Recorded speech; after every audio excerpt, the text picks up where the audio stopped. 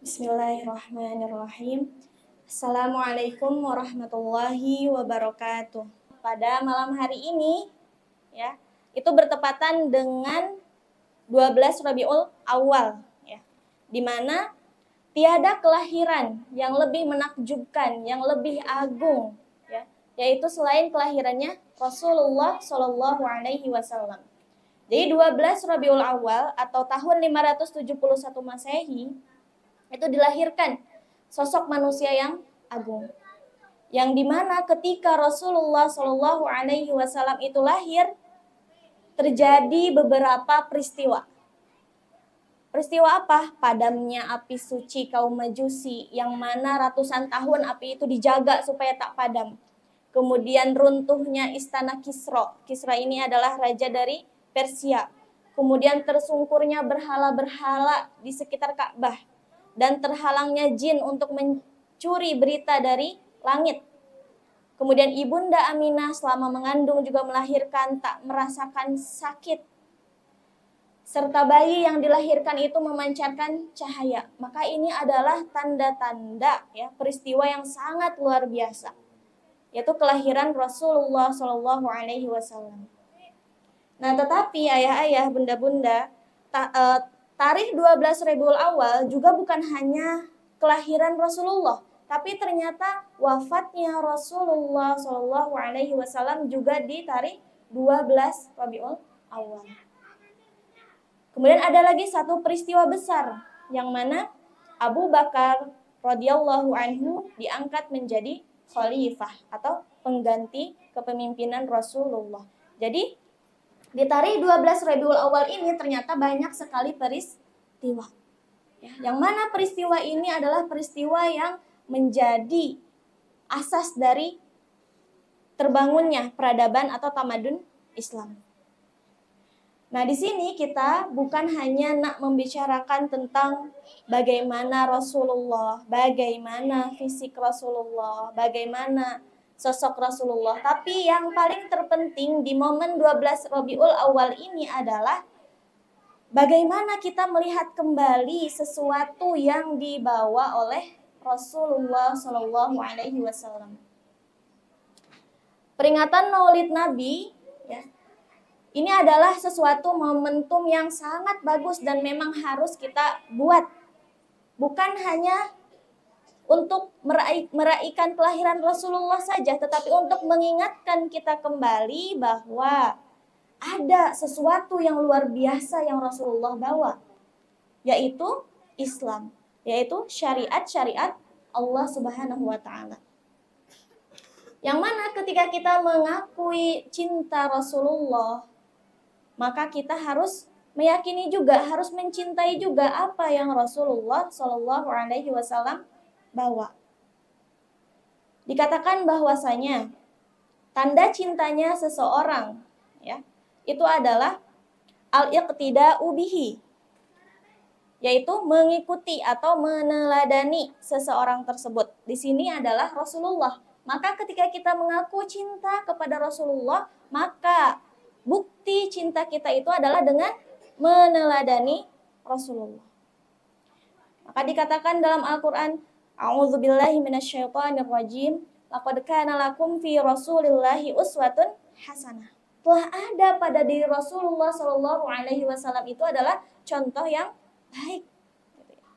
Maka di situ mulai dari kebiasaan-kebiasaan Rasulullah, syariat-syariat yang Rasulullah bawa, bagaimana Rasulullah memimpin kaum muslimin, bagaimana Rasulullah perannya sebagai seorang suami, bagaimana Rasulullah Shallallahu Alaihi Wasallam berperan sebagai seorang ayah, sebagai seorang sahabat, sebagai seorang kepala negara. Maka di situ sudah ada semua contohnya, gitu ya. Kita sebagai umatnya hanya bertugas untuk mengikuti apa yang Rasulullah bawa. Dan di sini tanda bukti atau cinta kepada Rasulullah itu adalah al-iqtida'u bihi, meneladani Rasulullah. Kemudian wasti'malu sunnatihi, mengamalkan sunnah-sunnah beliau. Kalau kita perhatikan, ya ayah-ayah, bunda-bunda, banyak sekali dalam keseharian, ya, sunnah-sunnah Rasulullah yang boleh kita lakukan. mulai dari kita nak tidur sehingga kita bangun tidur, itu ada ya sunnah-sunnah yang boleh kita amalkan. Semisal ketika kita nak tidur, apa sunnah yang dianjurkan? Mengambil wudhu. Sebelum nak ke tempat tidur, kita disunahkan untuk mengibas-ngibaskan atau membersihkan tempat tidur kita. Bismillah, Allahu Akbar, gitu ya. Kemudian disunahkan untuk membaca surah An-Nas, Al-Falaq, Al-Ikhlas. Kita juga boleh tambahkan dengan ayat kursi untuk penjagaan kita. Banyak sekali sunnah-sunnah yang boleh kita lakukan. Kemudian ketika bangun dari tidur, kita mulakan dengan berdoa, berwudu, sholat. Apalagi di Malaysia, ibu-ibu ya, ayah-ayah. Waktu di Malaysia itu sangat memudahkan kita sebetulnya. Kalau di Indonesia, subuh itu 4:30. Kalau di sini waktu subuh 5:59. Atau sekarang pukul berapa? 5:59, pukul 6 gitu ya. Bahkan ketika kita bangun pukul 5 subuh pun, 5 ya, masih boleh melaksanakan tahajud. Jadi begitu mudahnya Allah memberikan kita kemudahan. Kita tinggal di negeri yang Masya Allah aman, Masya Allah nyaman, dimudahkan untuk beribadah, dari segi waktu pun dimudahkan. Maka di sini sebetulnya tidak ada alasan kita untuk tak melakukan. Dan ini sebetulnya nasihat bukan untuk ibu-ibu, ayah-ayah, tapi untuk saya pribadi pun. Karena ternyata orang yang bangun sholat tahajud itu bukan orang biasa, ya, tetapi dia adalah orang-orang pilihan. Yang mana dikatakan bahwasanya ketika kita bangun sholat tahajud, ketika kita berdoa, maka doa itu akan dimakbulkan. Wasti'malu sunnatihi, kemudian wattiba'u aqwalihi, kemudian mengikuti ucapan-ucapan atau perbuatan-perbuatan Rasulullah. Wamtithalu awamirihi, kemudian menjalankan apa-apa yang beliau perintahkan. Yang mana perintah Rasulullah Shallallahu Alaihi Wasallam itu adalah perintah dari Allah. Jadi ketika kita mencintai Rasulullah, itu adalah jalan kita menuju cinta kepada Allah. Jika ada orang yang menyatakan saya cinta Allah tetapi tak mencintai Rasulullah, maka cinta itu tak betul gitu ya. Kita harus mencintai Rasulullah yang kemudian akan menghantarkan kita cinta kepada Allah. Nah, kemudian bukti cinta kita kepada Rasulullah itu adalah dengan apa? Wajtinabu nawahihi, menjauhi apa-apa yang Allah larang, apa-apa yang Rasulullah larang. Watta'addabu biadabihi, dan kemudian berakhlak atau beradab sebagaimana adabnya Rasulullah. Itu adalah bukti cinta kita kepada Rasulullah. Pertama tadi al-iqtida'u bihi, meneladani beliau. Wasti'malu sunnatihi, mengamalkan sunnah-sunnahnya.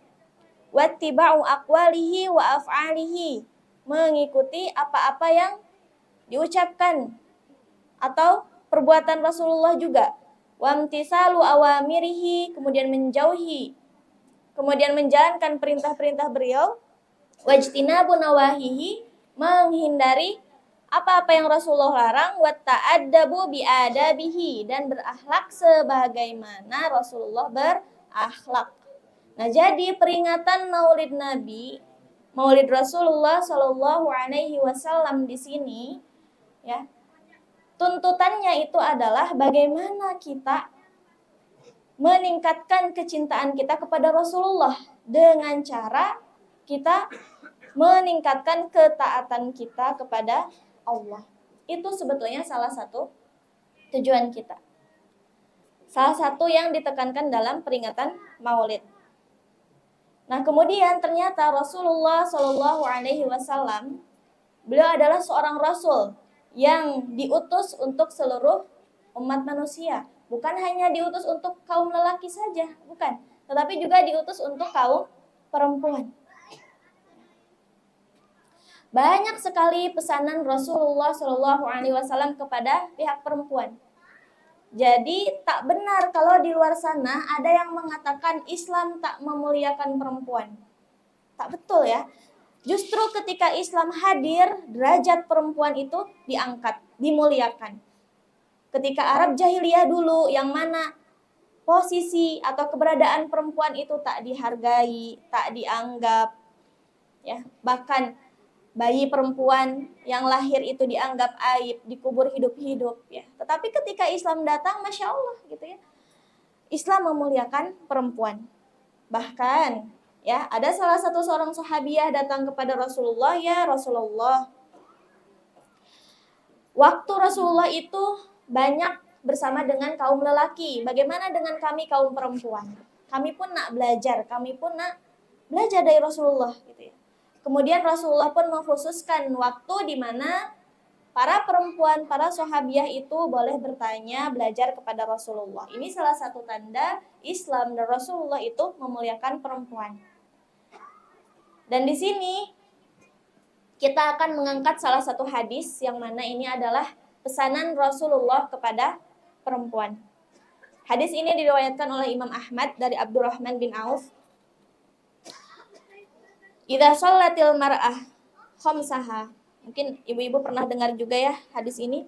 Idza shallatil mar'ah khamsaha wa shamat syahraha wa hafizat farjaha wa ata'at zaujaha qila laha udkhulil jannah min ayyi abwabil jannah syi'ti.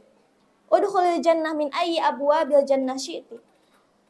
Dikatakan bahwasanya jika seorang perempuan itu melaksanakan sholat yang 5 waktu, wasomat syahroha, kemudian berpuasa di bulan Ramadan, wahafidhat farjaha, dan menjaga kemaluannya atau menjaga muruahnya, kemudian mentaati suaminya, maka dikatakan kepada dia, masuklah kalian ke surga dari pintu manapun yang kalian kehendaki. Nah, di sini jadi sebetulnya ini adalah hadis yang luar biasa ya, yang dikhususkan untuk perempuan yang tak didapatkan oleh kaum lelaki. Jadi kalau kita ingin atau nak memasuki surga, dan di sini mungkin tak ada yang tak nak masuk surga ya. Semuanya nak masuk surga. Jadi kita tinggal melaksanakan 4 perkara tadi. Idza sholatil mar'ah khamsaha, yaitu sholat yang 5 waktu. Nah, mungkin di sini kita semua sudah melaksanakan sholat yang 5 waktu. Tetapi ternyata ada juga ya, terkadang para perempuan-perempuan yang tak perhatian terhadap sholatnya. Untuk melaksanakan sholat itu ada ketentuan-ketentuan yang harus kita jalankan gitu ya. Mulai dari wudhunya seperti apa, syarat-syaratnya kita penuhi, rukunnya kita jalankan. Nah, ini harus kita perhatikan. Terlebih lagi misalkan ibu-ibu muda atau anak-anak remaja yang sudah mencapai umur baligh, ini juga harus diperhatikan sholatnya. Yang mana perempuan ini Allah berikan kekhususan, keistimewaan. Dia akan mengalami haid ya setiap 1 bulan sekali, atau ada yang mengalami haid selama 2 bulan sekali.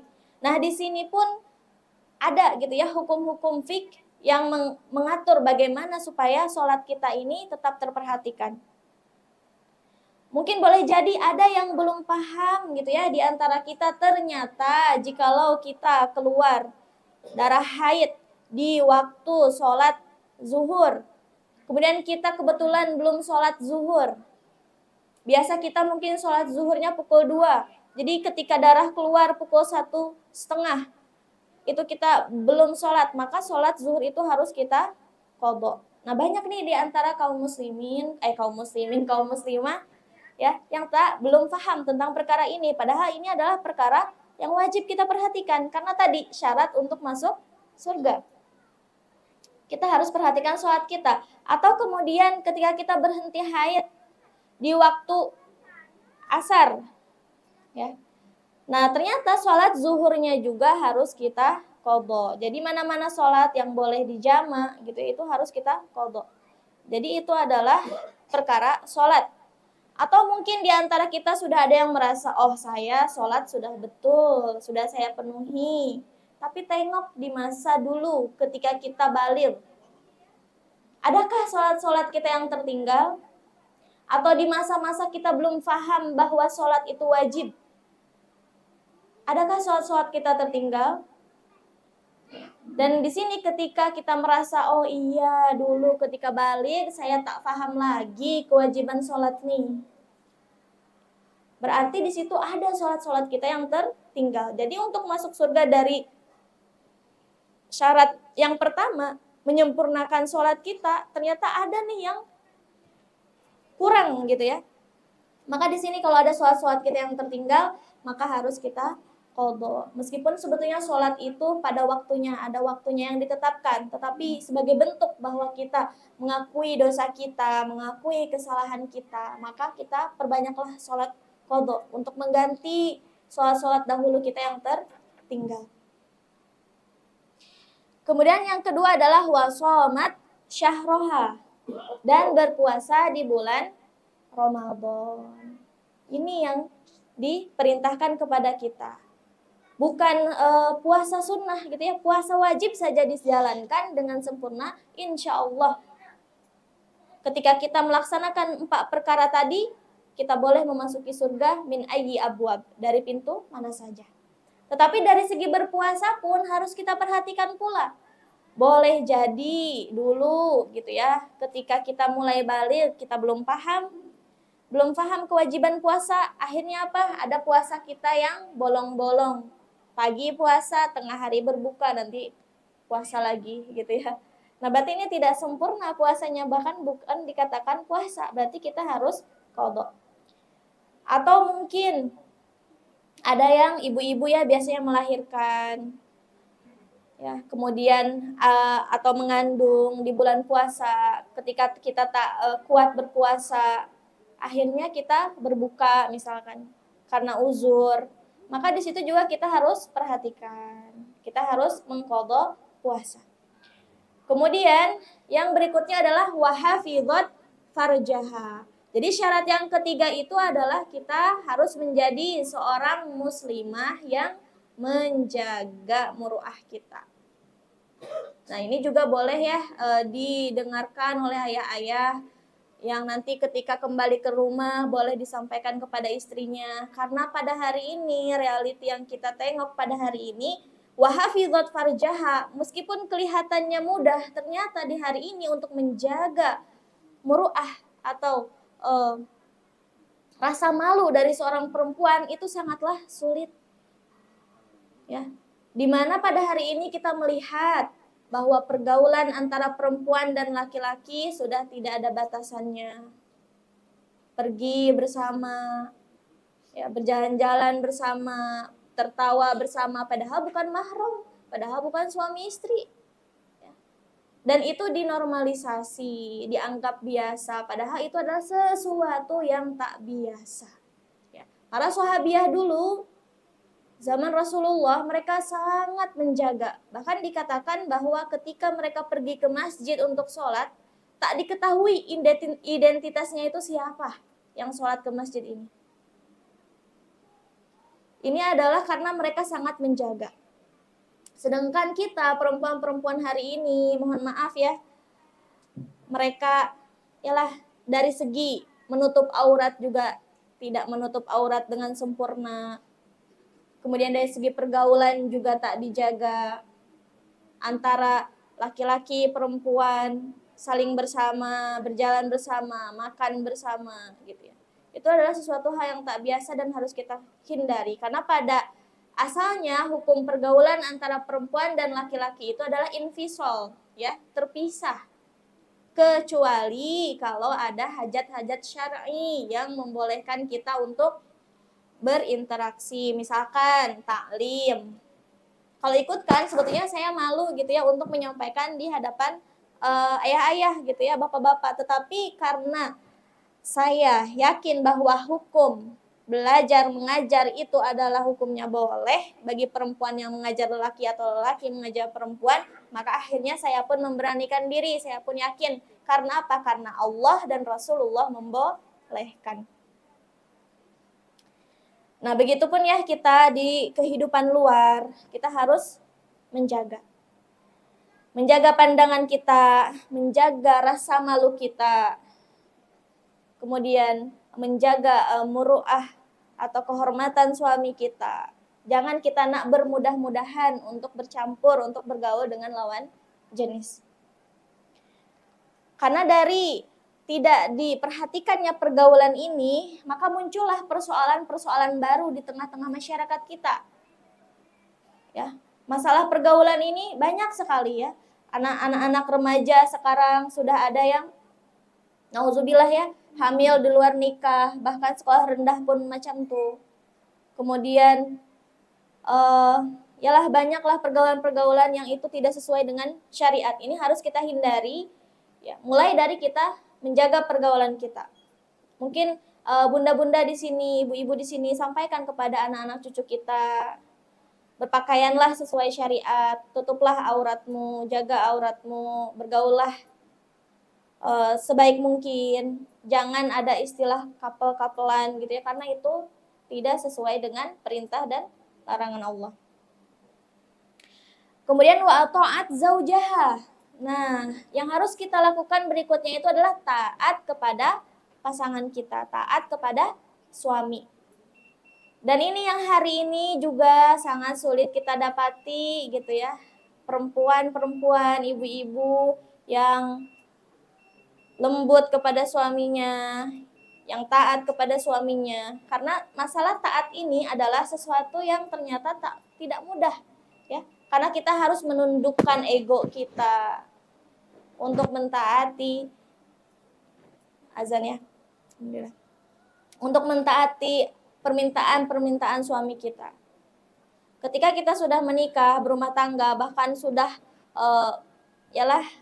ibu-ibu gitu ya, mungkin sudah puluhan tahun menikah, tetap kewajiban wa ta'at zaujaha ini melekat pada diri kita. Selama kita ada suami, maka perintah taat itu akan senantiasa ada. Jangan meninggikan suara, jangan melawan perkataannya, perintahnya. Karena apa? Karena yang kita lakukan ini adalah bentuk taat kita kepada Allah. Dan di sini Rasulullah menyampaikan kepada kita, wa ta'at zaujaha, kalau kalian nak masuk surga, maka taatilah suami. Baik dari perkara-perkara yang berkaitan dengan syariat ataupun perkara-perkara mubah. Misalkan sekedar tolong ambilkan makan, tolong ambilkan air. Nah, ya kita dengan sepenuh hati harus berkhidmat, melayani, mentaati. Meskipun mungkin dah tua gitu, ambillah sendiri, tak boleh. Ya, kalau kita ingin menjadi zaujah atau istri sholihah, maka kita harus taat sepenuhnya, kecuali kepada hal-hal yang melanggar syariat. Nah, ketika kita tadi melakukan 4 perkara tadi, idza sholatil mar'ah khamsaha, ketika kita sholat 5 waktu, kemudian wasomat syahroha, puasa di bulan Ramadan, kemudian wahafidhat farjaha, kita menjaga muruah kita, kemudian wa ta'at zaujaha, kita mengikuti atau taat kepada perintah suami, kilalaha udkhulil jannah min ayyi abwabil jannah syi'ti, dikatakan kepada mereka silakan masuk ke pintu surga manapun. Jadi sebetulnya perempuan ini sudah memiliki tiket surga asalkan tadi kita memenuhi 4 perkara tadi. Nah, di sini ketika momen Rabiul Awal ini adalah momentum kita di mana kita lebih mengenal Rasulullah SAW. Jikalau kita ingin mengenal bagaimana Rasulullah secara fisik gitu ya, maka kita boleh membaca kitab Syama'il Muhammadiyah ya, karangan Imam At-Tirmizi.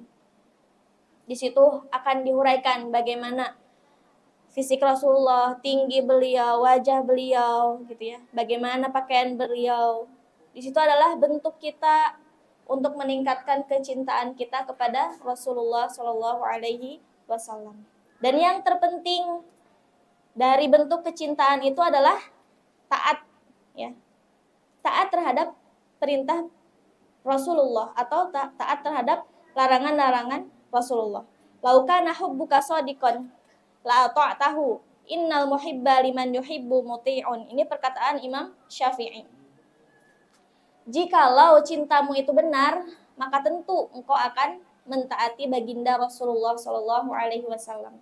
Karena sungguh orang yang mencinta akan mentaati orang yang dicinta. Ya.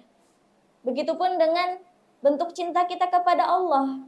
Ketika kita betul-betul cinta kepada Allah, maka bentuk cinta kita itu adalah dengan mentaati apa-apa yang Allah perintahkan dan meninggalkan apa yang Allah larang.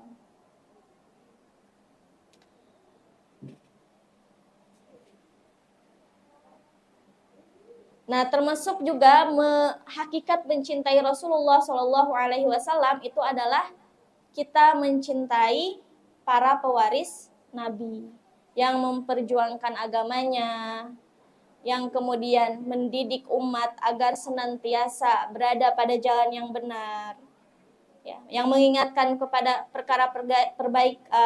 mengingatkan kepada perkara yang baik.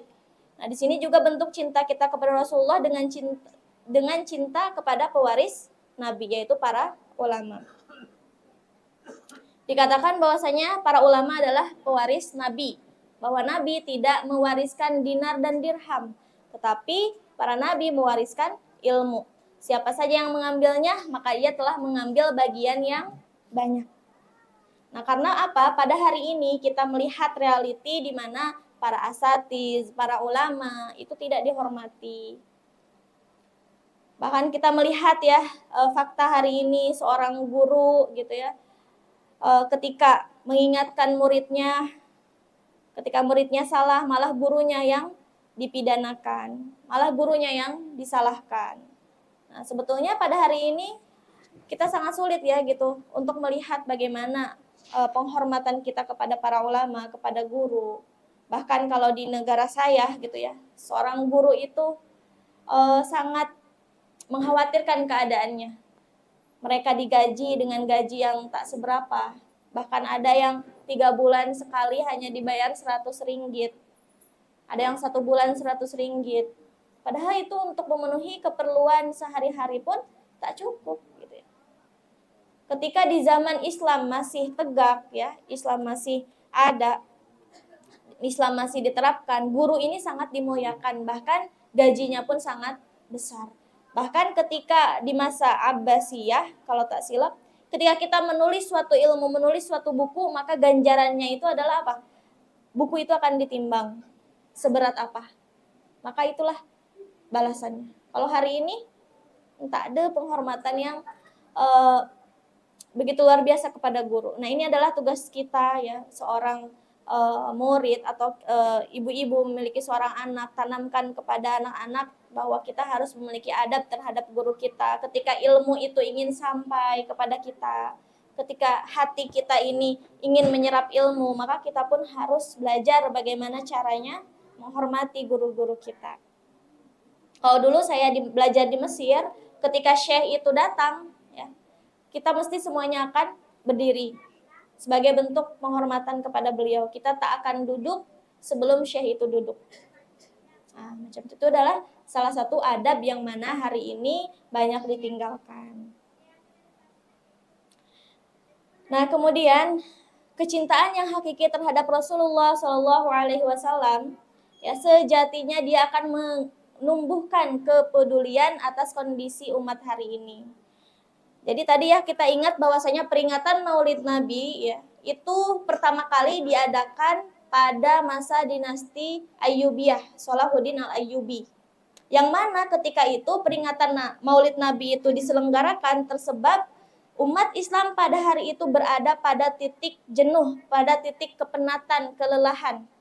Karena mereka kan berjihad untuk memerangi kaum salib.